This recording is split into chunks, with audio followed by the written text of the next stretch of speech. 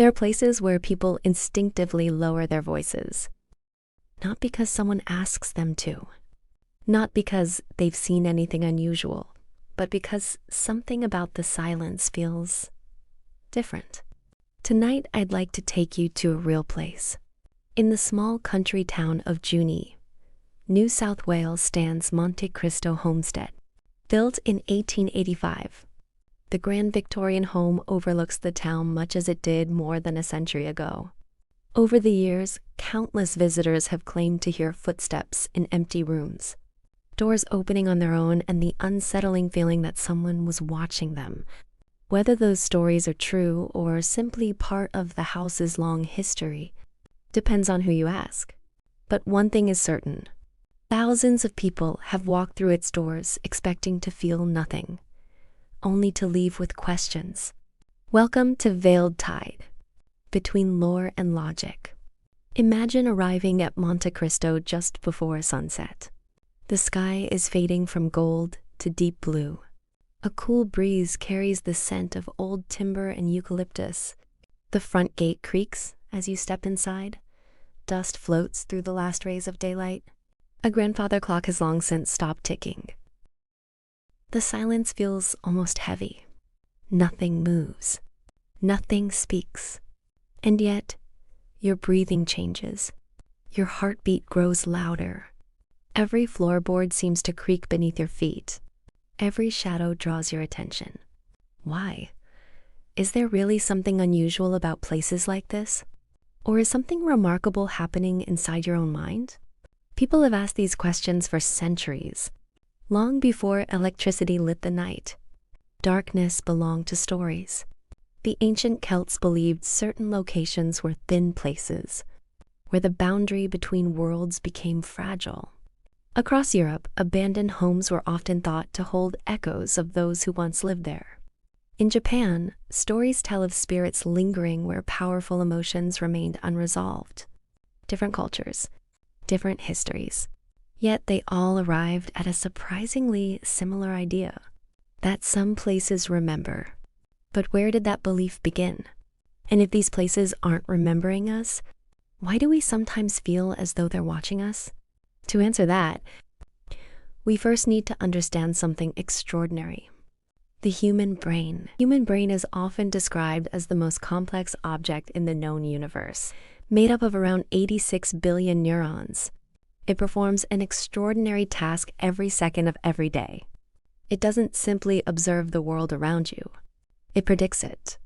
Imagine walking through your own home in complete darkness. You know where every doorway is.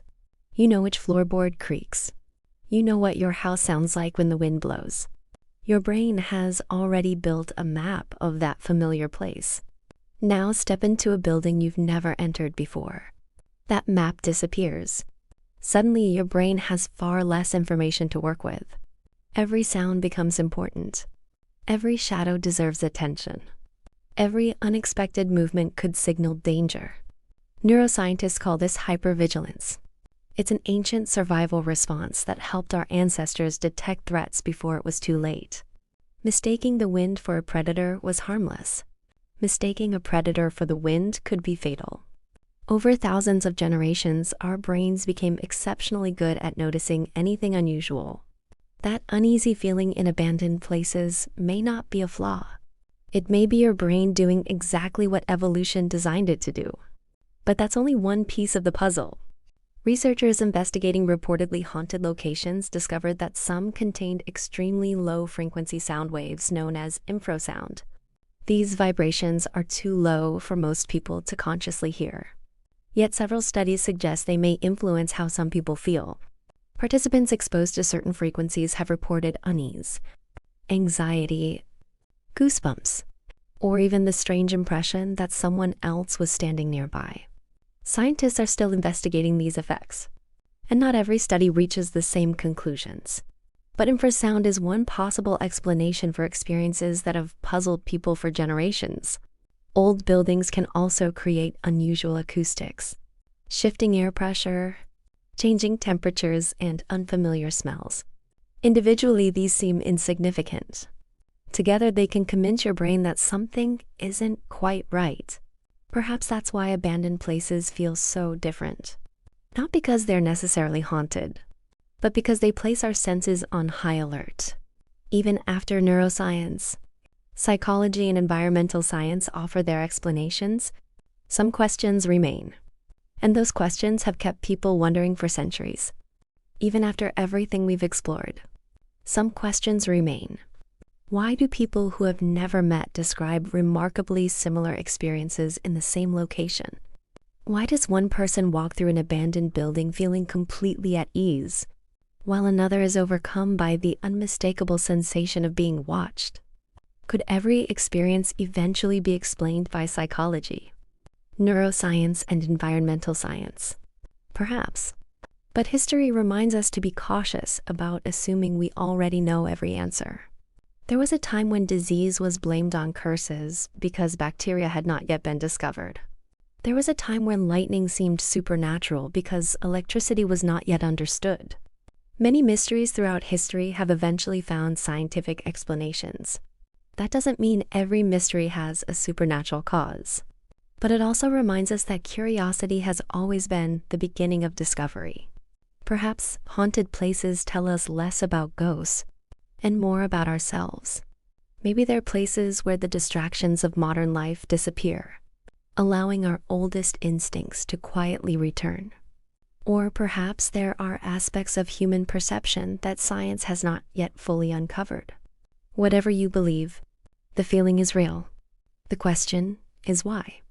And sometimes, asking the question is more valuable than rushing toward an answer.